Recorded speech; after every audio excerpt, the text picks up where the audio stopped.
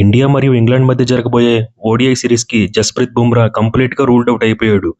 ఈ ఓడిఐ సిరీస్‌లో బుమ్రా ఒక్క మ్యాచ్ అయినా ఆడతాడనుకున్నాం. కానీ అలా జరగలేదు. అంతేకాదు ఫిబ్రవరి 19 నుండి జరగబోయే ఛాంపియన్స్ ట్రోఫీకి కూడా బుమ్రా ఆడటం కష్టమే అనిపిస్తుంది.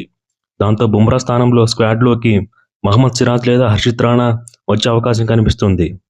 అయితే ఇక్కడ ఇంగ్లాండ్‌తో జరగబోయే వన్‌డే సిరీస్‌లో హర్షిత్ రాణా బాగా పర్ఫార్మ్ చేస్తే బుమ్రాకి బదులుగా ఛాంపియన్స్ ట్రోఫీ స్క్వాడ్‌లోకి వస్తాడు. లేదంటే మహమ్మద్ సిరాజ్ స్క్వాడ్‌లోకి వచ్చే అవకాశం కనిపిస్తుంది.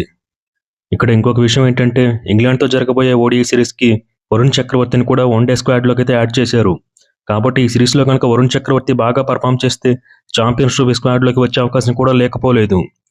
అయితే ఇక్కడ వరుణ్ చక్రవర్తి గనుక ఛాంపియన్స్ ట్రోఫీ స్క్వాడ్‌లోకి గనుక వస్తే జడేజా, అక్షర్ పటేల్ లేదా వాషింగ్టన్ సుందర్ వీళ్ళ ముగ్గురిలో ఒకరిని ఛాంపియన్స్ ట్రోఫీ స్క్వాడ్ నుంచి తప్పిస్తారు. ఇక చివరిగా ఆస్ట్రేలియా టీం కెప్టెన్ అయినటువంటి ప్యాట్ కమిన్స్ కూడా ఛాంపియన్స్ ట్రోఫీలో ఆడడం కష్టమేనని ఆ టీం హెడ్ కోచ్ రీసెంట్‌గా అప్డేట్ ఇచ్చారు. ప్యాట్ కమిన్స్ కనుక చూసుకుంటే ఇండియాతో జరిగిన బార్డర్ గవాస్కర్ ట్రోఫీలో మోకాలి ఇంజరీతో టీంలో నుంచి బయటకు వెళ్లిపోయాడు.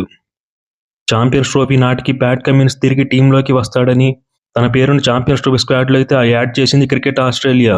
కానీ అలా జరగలేదు. ఇంజరీ నుంచి ఇంకా పూర్తిగా ప్యాట్ కమిన్స్ అయితే కోలుకోలేదంట.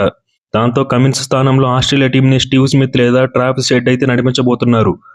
మోస్ట్లీ స్టీవ్ స్మిత్‌కి కెప్టెన్సీ ఇచ్చే అవకాశం కనిపిస్తుంది. ఎందుకంటే స్మిత్ కనుక చూసుకుంటే గతంలో కెప్టెన్సీ చేసిన అనుభవం కూడా ఉంది. అంతేకాదు ఆల్రెడీ ఛాంపియన్స్ ట్రోఫీ స్క్వాడ్‌లో నుంచి మిచెల్ మార్ష్ అయితే రూల్డ్ ఔట్ అయిపోయాడు.